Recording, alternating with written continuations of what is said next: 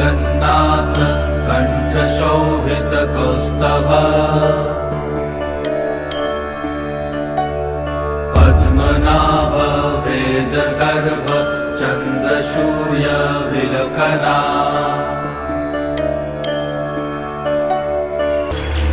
রথযাত্রা নামটাই কেমন যেন ছেলেবেলা গন্ধ মাখানো।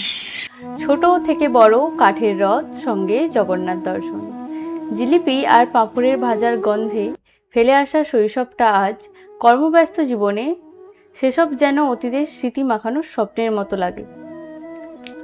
আজ আমাদের মূল আলোচ্য বিষয় প্রভু জগন্নাথ দেব এবং রথযাত্রা। নমস্কার, আপনারা দেখছেন এবিএসকে নিউজ। আমি কোয়েল। এই মুহূর্তে আমাদের স্টুডিওতে এসে উপস্থিত হয়েছেন আমাদের বিশেষ অতিথি ভক্তি হৃদয় বৈষ্ণব মহারাজ। নমস্কার মহারাজ, আপনাকে রথের আন্তরিক শুভেচ্ছা ও অভিনন্দন। আজকের আলোচ্য বিষয় যেহেতু জগন্নাথ দেব ও রথযাত্রা, প্রথমেই আপনার কাছে জানতে চাইবো জগন্নাথ দেবের রথযাত্রায় প্রারম্ভিক পর্যালোচনা সম্পর্কে আপনার হরে কৃষ্ণ, জয় শ্রী রাধে। সর্বপ্রথমে আমার শ্রীমতী গুরুপাদ পদ্ম পরিব্রাজক আচার্য বিষ্ণুপাদ অষ্টতর শতশী শ্রীমৎ ভক্তি বিজয় বৈখানস গোস্বামী গুরু মহারাজের শ্রী চরণ প্রান্তে শতকোটি প্রণাম প্রণতি নিবেদন করি জগৎগুরু ভক্তি সিদ্ধান্ত সরস্বতী ঠাকুর ছিল প্রভুপাদের চরণ প্রান্তে শতকোটি প্রণাম প্রণতি নিবেদন করি। আজ বড় সৌভাগ্য বিষয়, জগন্নাথ দেবের রথযাত্রার বিষয়ে কিছু পর্যালোচনা বিষয়ে কিছু বলার আমি চেষ্টা করব। জগন্নাথ দেবের মহিমা বড় বিচিত্র এবং তিনি জগতের সৃষ্টিকর্তা এবং পালনকর্তা এবং সংহারকর্তা। তিনি আজ সাক্ষাৎ ব্রজেন্দ্র নন্দন অর্থাৎ কৃষ্ণচন্দ্রই আজ দারু ব্রহ্ম রূপে নীলাচলে শ্রীপুরী ধামে তিনি বিরাজমান। তাই ভগবানের মহিমা গুণকীর্তন করা জীবের পক্ষে অসম্ভব। ভগবান যেমনি অনন্ত রূপে জগতে বিরাজ করছেন, তেমনি ভগবানের কথাও অনন্ত। বললেন সেই অনন্ত দেবের অনন্ত কথা বলার জীবের পক্ষে অসম্ভব। তাই যৎকিঞ্চিত বলার জন্য আমি চেষ্টা করব। জগন্নাথ দেবের আবির্ভাবের বিশেষ বলেছেন যে সত্যযুগে যখন ইন্দ্রদ্যুম্ন মহারাজ সাধনা করেন, তপস্যা করেন, তখন ভগবান ওনার সাধনাতে সন্তুষ্ট হয়ে তিনি স্বপ্ন মাধ্যমে পেলেন যে নীল মাধবের সেবা করার জন্য। ওই স্বপ্ন আদেশ পেয়ে তিনি নীল মাধবের অনুসন্ধান করলেন। নীল মাধবের অনুসন্ধান করতে করতে বহুদিন অতিবাহিত হয়ে যায়, আর সেই নীল মাধবের অনুসন্ধান পেয়েও কিন্তু নীল মাধবের দর্শন হলো না। আবার পুনরায় স্বপ্ন আদেশ হলো, দেখো নীল মাধব রূপে আমি তোমার কাছ থেকে আমি সেবা পূজা প্রাপ্ত হব না, আমি তোমার কাছে ওই রকম দারু ব্রহ্ম রূপে বিদ্যমান হব। ইন্দ্রদ্যুম্ন মহারাজের কাছে দারু ব্রহ্ম রূপে প্রকাশিত হলেন জগৎ। সেই দারু ব্রহ্ম রূপটাই বড় বিচিত্রময়, হাত নাই, পা নাই, বড় বড় চোখ, এরও আবির্ভাবের বিশেষভাবে রহস্য আছে। তাই সেই জগন্নাথ দেব পরবর্তী সময়ে ইন্দ্রদ্যুম্ন মহারাজের কাছে তিনি দারু ব্রহ্ম রূপে প্রকাশিত হন। এর বৃত্তান্ত আরো পূর্ণভাবে বলেছেন। ইন্দ্রদ্যুম্ন মহারাজ এই জগন্নাথ দেবকে বড় ভক্ত ছিলেন। সেই জগন্নাথ দেব আদেশ পেয়ে, স্বপ্ন আদেশ পেয়ে তিনি নীলমাধবকে তো দর্শন তো পেলেন না, আর বললেন যে আমি ওইরকম সমুদ্রে দারু ব্রহ্মরূপে ভাসতে ভাসতে এসে শ্রীক্ষেত্র ধামে আমি এসে সেখানে নীলচক্র যে স্থান আছে সেখানে তিনি এসে সেখানে লাগবেন। সেখান থেকে তাকে সমস্ত ভক্ত দ্বারা নিয়ে এসে শ্রীমন্দিরে স্থাপন করা হয়। শ্রীমন্দিরে এই দারু ব্রহ্মকে অর্থাৎ জগন্নাথ ভগবানের শ্রীবিগ্রহ তৈরি করবেন কে? তখন ভগবানই তার দূত রূপে জগতে পাঠান। নিজে ওই রকম ব্রাহ্মণ বেশ ধারণ করে অনন্ত কর্মকার রূপে তিনি আবির্ভূত আসলেন। প্রচেষ্টাতে তিনি বললেন, এসে রাজার কাছে বললেন যে হে মহারাজ, আমি এই জগন্নাথ দেবের তৈরি করব। তখন বললেন ঠিক আছে, তাহলে আমার কি কর্তব্য? তখন বললেন দেখুন, আমি 21 দিন সময় নেব। এই 21 দিনের মধ্যে কোনো মন্দিরের দরজা বাইরের থেকে খোলা হবে না, কেউ দর্শনও করবে না। তখন রাজামশাই ওনার কথাতে একমত হলেন, ঠিক আছে। তাহলে আবার চিন্তা করছেন, তাহলে কি করে 21 দিন একজন ব্যক্তি কি করে ওই রথের ভিতরে থেকে জগন্নাথ তৈরি করবেন, আর কোনো বাইরে থেকে কোনো আহার কোনো পানীয় বস্তু কি ওনার সেবার পরিপাটি কিছু থাকবে না, কি করে বা হবে? তখন বললেন, না, আমি বাইরের কোনো বস্তু আমি গ্রহণ করব না, আমি সেই ভাবেই আমি ওর মন্দিরের ভিতরে আমি নির্মাণ কার্য আরম্ভ করব। তখন রাজা মশাই ওনার কথাতে একমত হলেন, আর সেদিন থেকে এই অনন্ত কর্মকার তিনি জগন্নাথ দেবের শ্রীমূর্তি প্রকাশ করার জন্য তিনি লেগে পড়লেন।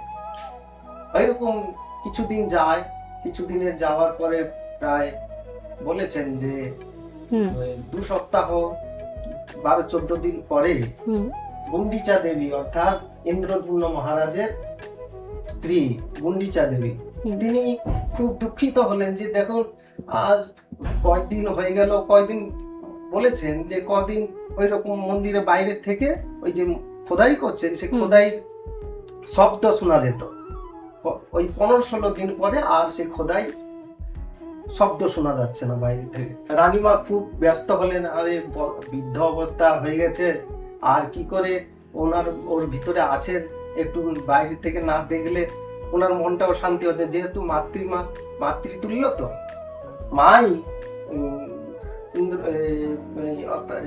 তো সেই জন্য তিনি খুব ব্যস্ততা হাতে গুন্ডিচা দেবী তখন রাজা বাধ্য হলেন মন্দির বাইরে থেকে খোলার জন্য। সেই রাজা জগন্নাথ দেব তিনি হাত নাই পা নাই আর বড় বড় চোখ করে তিনি রত্ন সিংহাসনে বিদ্যমান। এই দেখে রাজা খুব দর্শন করে আনন্দিত হলেন, আবার তার মধ্যে দুঃখিত হলেন, দেখো আমার মন্দিরে ওই ভগবান শ্রীবিগ্রহ অসম্পূর্ণ হয়ে থেকে গেল, আর পূর্ণ হলো না, আর এইভাবে তিনি হাত নাই পা নাই বড় বড় চোখ করে তিনি তাকিয়ে আছেন। তো দেখে ওনার খুব দুঃখ প্রকাশ করলেন। ওনার দুঃখ দেখে ভগবান তখন পুনরায় আবার স্বপ্ন আদেশ করলেন যে দেখো আমি জগতে এইভাবে আমার ভক্তের কাছে আমি পরিপ্রকাশ হব, তাই তুমি কোনো চিন্তা করো না, তুমি এইভাবে আমার এই রূপে জগতে তুমি এর সেবা পরিপাটি তুমি ব্যবস্থা করো। তো সেই দিন থেকে ইন্দ্রদ্যুম্ন মহারাজের করুণাতে আজ পুরী ধামে শ্রীক্ষেত্রে জগন্নাথ দেবের খুব আড়ম্বরের সহিত সেখানে পূজার ব্যবস্থা আজ অবধি হয়ে আসছে। এমনকি কেবল পুরী ধামে নয়, সারা পশ্চিমবঙ্গে নয়, এমনকি সারা ভারতবর্ষে নয়, আজ বিশ্ব ব্রহ্মাণ্ডে এই জগন্নাথ দেবের সেবা পূজা হয়ে আসছে আর সুন্দরভাবে হচ্ছে, আরো পরেও হবে। তাই এইভাবে আমরা জগন্নাথ দেবকে তার সেবা করব।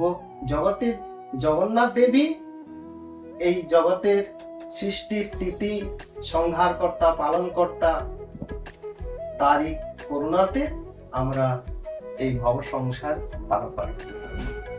জগন্নাথ দেবের রথ এবং রথের দড়ি স্পর্শের মাধ্যমে সাধারণ মানুষ নাকি ভগবানের আশীর্বাদ লাভ করেন, এই বিষয় সম্পর্কে আপনার কি মতামত? জগন্নাথের মহিমা যে যদ্রূপ, ভগবানের রথের দড়ির মহিমা অনন্ত।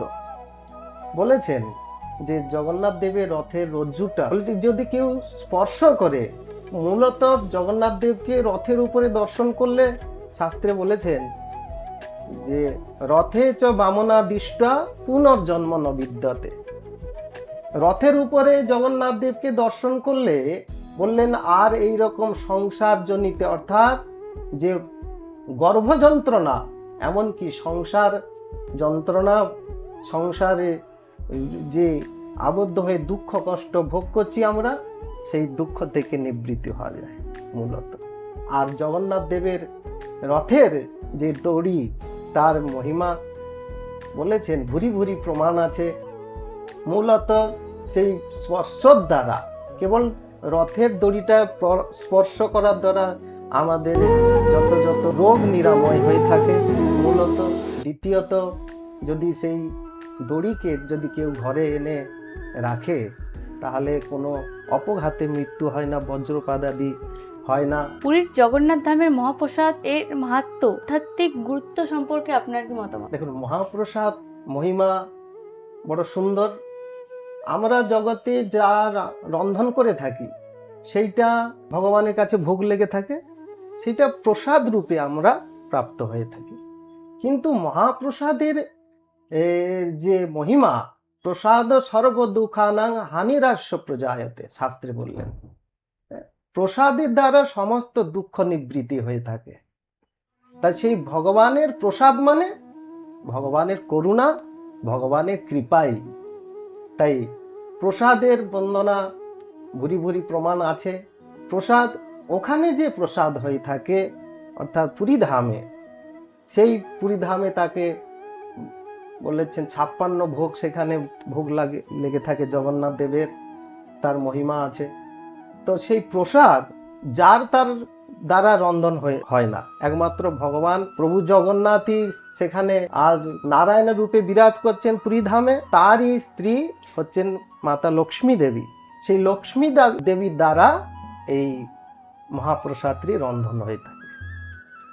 সেইটা পুনরায় রন্ধন হয়ে জগন্নাথ দেবের ভোগ লেগে থাকে। বলে কি আমরা কি করে জানবো? বললেন সেই ভোগ মন্দিরে ওই রকম ভগবানের প্রিয়া অর্থাৎ লক্ষ্মী দেবী তিনি যখন রন্ধন করেন, বললেন সেই রন্ধনশালাতে তো কারো প্রবেশের নিষেধ মূলত।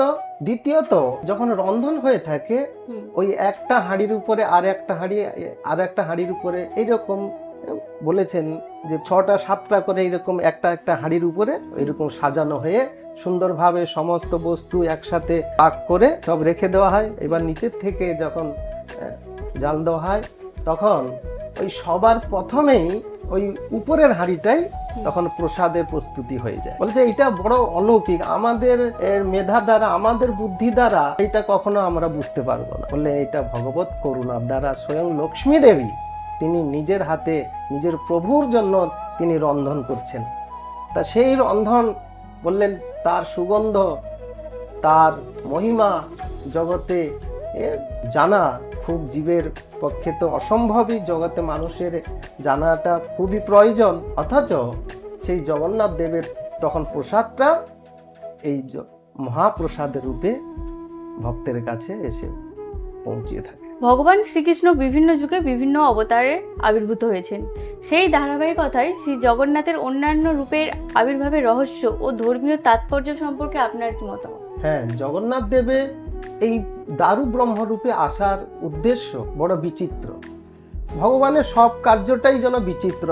জগতের মানুষ এই বিচিত্রতা বোঝা খুবই সুকঠিন। অথচ আমাদের শাস্ত্রে সিদ্ধান্ত অনুসারে বলেছেন যে এই জগন্নাথের রূপ এক সময় ভগবান যখন তাপর যুগে কৃষ্ণচন্দ্র আসেন, ভগবান তো 4 যুগে 4 রূপে জগতে আবির্ভূত হয়েছেন। সত্য যুগে ভগবান হংস রূপে এসছেন, ত্রেতা যুগে ভগবান রামচন্দ্র রূপে এসছেন, দাপর যুগে ভগবান কৃষ্ণচন্দ্র রূপে এসছেন, আর কলিতে ভগবান শ্রীকৃষ্ণ চৈতন্য রূপে আবির্ভূত হয়েছে।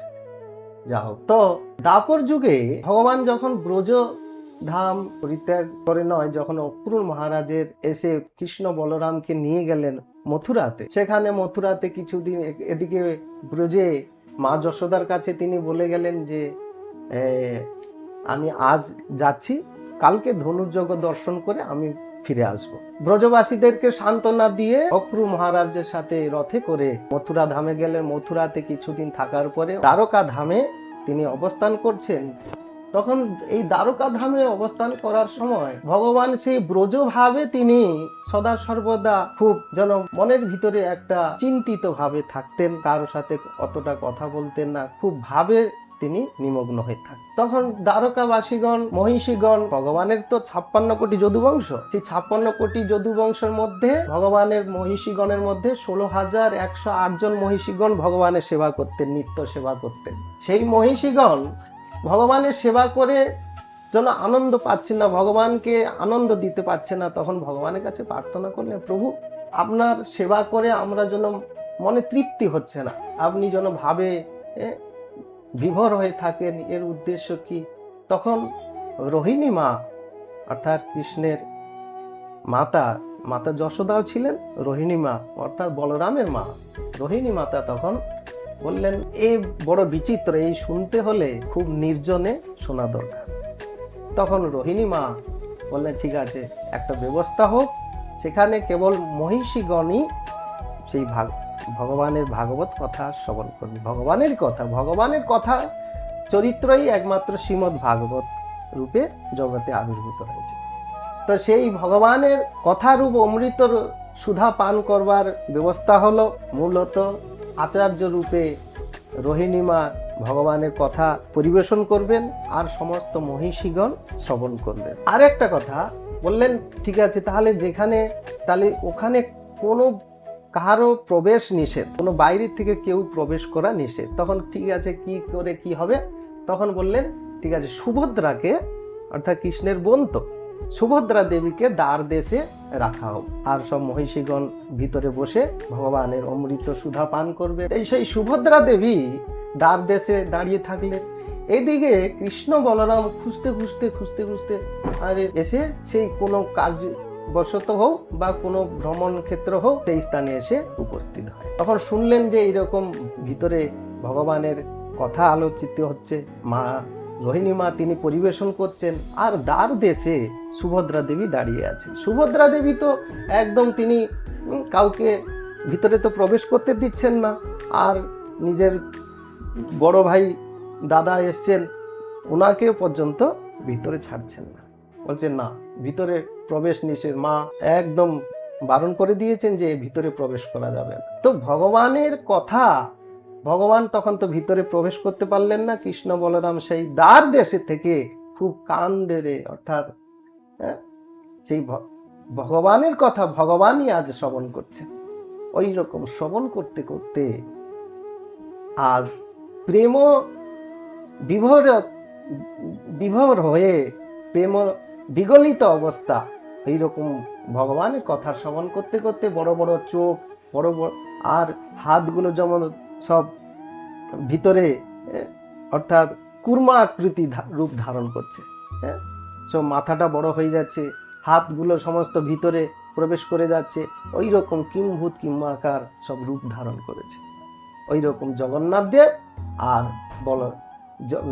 ভগবান কৃষ্ণচন্দ্রই তিনি জগন্নাথ রূপে তিনি ওই রূপ ধারণ করলেন, আর বলরাম তিনি বলদেব তিনি বলরাম রূপ ধারণ করলে মাঝখানে সুভদ্রা দেবী বিরাজমান ছিলেন, তিনি ওই দুই ভাইয়ের মাঝখানে থাকলেন, তিনি ওই রকমই রূপ ধারণ করলেন, করে বিরাজ করছেন, নিজের কথা শ্রবণ করছেন।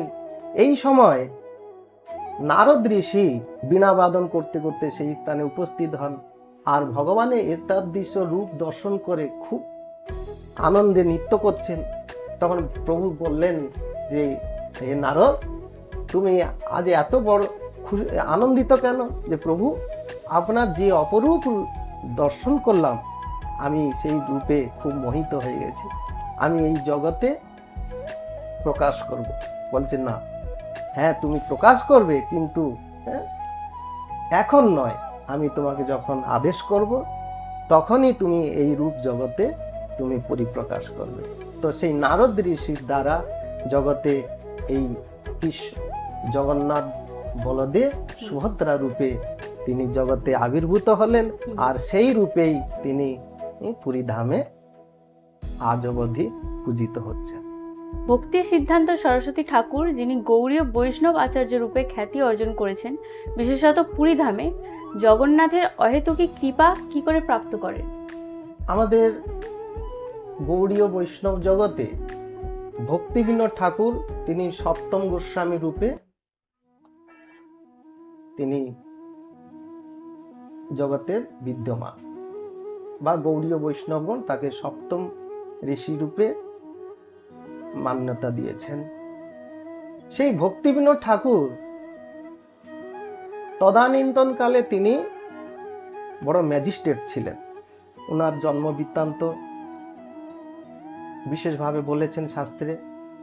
এই ভক্তি বিনোদ ঠাকুর তখনকার সময়ে, ওনার তো জন্ম বাংলাতেই, পরবর্তী সময়ে তিনি পুরী ধামে জগন্নাথ দেবের সেবার জন্য নিযুক্তি হন। সেখানেও তিনি ম্যাজিস্ট্রেট রূপে বিদ্যমান ছিলেন। তো ওনার পুত্র রূপে এই ভক্তি সিদ্ধান্ত সরস্বতী ঠাকুর আবির্ভূত হয়েছিলেন। এর বড় জন্ম বৃত্তান্ত, বড় রহস্য বললেন সেই ভক্তি সিদ্ধান্ত সরস্বতী ঠাকুর, যার কৃপাতে আজ বৈষ্ণব জগতে, গৌড়ীয় গগনে তিনি প্রভুপাদ রূপে জগতে খ্যাতি অর্জন করেছেন। তারই ধারা অনুসারে গৌড়ীয় বৈষ্ণবগণ তারা পরিচালিত হচ্ছেন। সেই ভক্তি সিদ্ধান্ত সরস্বতী ঠাকুর জন্ম বৃত্তান্ত যখন 6 মাস হয়, ওনার জন্ম বৃত্তান্ত পুরীধামে ওই নারায়ণ ছতা নামক স্থানে ভক্তি বিনোদ ঠাকুরের বাসস্থান। ওনার স্ত্রী ভগবতী দেবী, সেই ভগবতী দেবীর পুত্র রূপে ভক্তি সিদ্ধান্ত সরস্বতী ঠাকুর জগতে আবির্ভূত হন। তিনি কোনো বিমলা দেবীর প্রসাদের দ্বারা ভক্তি সিদ্ধান্ত সরস্বতী ঠাকুর জন্ম হন। আর সেই ভক্তি সিদ্ধান্ত সরস্বতী ঠাকুর যখন 6 মাস বয়স হয়, সেই সময় ভক্তি সিদ্ধান্ত সরস্বতী ঠাকুর 1874 সালে 6 ফেব্রুয়ারি মাঘী পঞ্চমী তিথিতে ওনার আবির্ভাব বলেছেন। তো সেই ভক্তি সিদ্ধান্ত সরস্বতী ঠাকুর কিছুদিন অতিবাহিত হওয়ার পরে 6 মাস যখন বয়স হয়, তখন সেই সময় রথযাত্রা এসে উপস্থিত হয়। সেই রথযাত্রা খুব আড়ম্বর সহিতে রথযাত্রা হচ্ছে। প্রথমে বলদেবের রথ, দ্বিতীয়তে সুভদ্রা দেবীর রথ চলে যাবার পরে যখন জগন্নাথ দেব রথ এসে ঠিক নারায়ণ ছতা স্থানে সেখানে স্থগিত হয়ে যায়, আর এক পাও রথ এগিয়ে যাচ্ছে না। তখন এইরকম 1 দিন, 2 দিন, 3 দিন ধরে সেই একই স্থানে জগন্নাথ দেব রথ বিরাজমান হন। তো সেই স্থানে সেই অনেক ভক্তের সমাগম। তো মাতা কি করলেন, নিজের পুত্রকে কোলে করে এনে, 6 মাস বয়স তখন মা কোলকে, শিশুকে কোলে করে নিয়ে এসে জগন্নাথ দেবকে দর্শনের উদ্দেশ্যে আসলেন। তখন পাণ্ডাগণ তাকে রথে আরোহণ করে রথের উপরে জগন্নাথ দেবকে দর্শন করছেন, আর নিজের পুত্র সন্তানকে রথের উপরে অর্থাৎ জগন্নাথ দেবের সম্মুখে শুইয়ে দিয়েছেন। তখন এই জগন্নাথ দেবের অপার করুণা, জগন্নাথ দেবের সাক্ষাৎ গলদেশ থেকে বৈজয়ন্তী মালা সেই প্রভুপাদের অর্থাৎ ভক্তি সিদ্ধান্ত সরস্বতী ঠাকুরের গলদেশে সেই মালা তখন পড়ে। তখন এই পাণ্ডাগণ খুব আনন্দ সহিতে নিতাই গৌর হরিবোল, জয় জগন্নাথ, জয় বলদেব, সুভদ্রা দেবী রূপে খুব জয়ধ্বনি করেন। আর ভক্তগণ খুব আনন্দে খুব হরিনাম সংকীর্তন করছেন। তখন পাণ্ডাগণ আশীর্বাদ করলেন, দেখো মা, এই পুত্র সন্তান এই জগতে, এই জগন্নাথের কথা জগতে বিশেষভাবে প্রচার করবেন, এই বড় ভক্ত হবে, বড় ওনাকে খুব আশীর্বাদ করলেন। সেই ভক্তি সিদ্ধান্ত সরস্বতী ঠাকুর আরো একটা বিশেষ অলৌকিক বলেছেন যে যিনি তখন যখন জন্ম হন, তার শরীরে ওই রকম উপনয়ন ধারণ করে তিনি আবির্ভূত হয়েছিলেন। তা আমাদের ভক্তি সিদ্ধান্ত সরস্বতী ঠাকুর জীবনে বড় সুন্দর, জগতে ওনার দ্বারা জগতে আজ গৌড়ীয় বৈষ্ণবগণ তার ধারা অনুসারে পরিচালিত হচ্ছেন। সেই ভক্তি সিদ্ধান্ত সরস্বতী ঠাকুরের জীবনী আবার যদি কখন সময় সুযোগ হয় আমরা শ্রবণ করব। তাই এই রকম বলার উদ্দেশ্য যে জগন্নাথ দেব তার প্রতিনিধি রূপে এই ভক্তি সিদ্ধান্ত সরস্বতী ঠাকুরকে জগতে প্রকটিত করান, তার মাধ্যমে জগতে এই জগন্নাথের কথা জগতে ভক্তগণের কাছে তিনি প্রচার করেন। আজকের মতো আমাদের সময় একেবারেই শেষ। আপনাকে অসংখ্য ধন্যবাদ এতক্ষণ আমাদেরকে সময় দেওয়ার জন্য। আপনাদের এই মহতি সভা বা মহতি অনুষ্ঠানে আমি নিজেকে খুব কৃতজ্ঞ মনে করছি। যাক, আপনাদের দ্বারা জগৎবাসীতে গণের মঙ্গল হোক, ভক্তি প্রাপ্ত হোক। বিশেষ বিশেষ আপনাকে বিশেষ বিশেষ ধন্যবাদ। জয় হোক, জয় গুরুদেব, জয় প্রভুপাদ, জয় শ্রী জগন্নাথ বলদেব সুভদ্রা দেবী কি জয়। হরে কৃষ্ণ কৃষ্ণ কৃষ্ণ হরে হরে, হরে রাম রাম রাম হরে হরে। আপনাকেও অনেক ধন্যবাদ। শ্রী রাধে, জয় গুরুদেব। রথযাত্রার নামটির সঙ্গে বেশ কয়েকটি লাইন আমাদের জীবনে যেন ওতপ্রোতভাবে জড়িয়ে। রথযাত্রা লোকারণ্য মহা ধুমধাম, ভক্তরা লুটায়ে পথে করিছে প্রণাম। রথ ভাবে আমি দেব, পথ ভাবে আমি, মূর্তি ভাবে আমি দেব, হাসে অন্তর্যামী। আজ এখানেই শেষ করছি। এবিএসকে নিউজের সমস্ত দর্শককে জানাই রথযাত্রার শুভেচ্ছা এবং আন্তরিক অভিনন্দন। রথ দেখুন, মজা করুন, জগন্নাথ দেব আপনাদের মনের বাসনা পূর্ণ করুক। আর নিয়মিত চোখ রাখুন এবিএসকে নিউজের পর্দায়। ধন্যবাদ।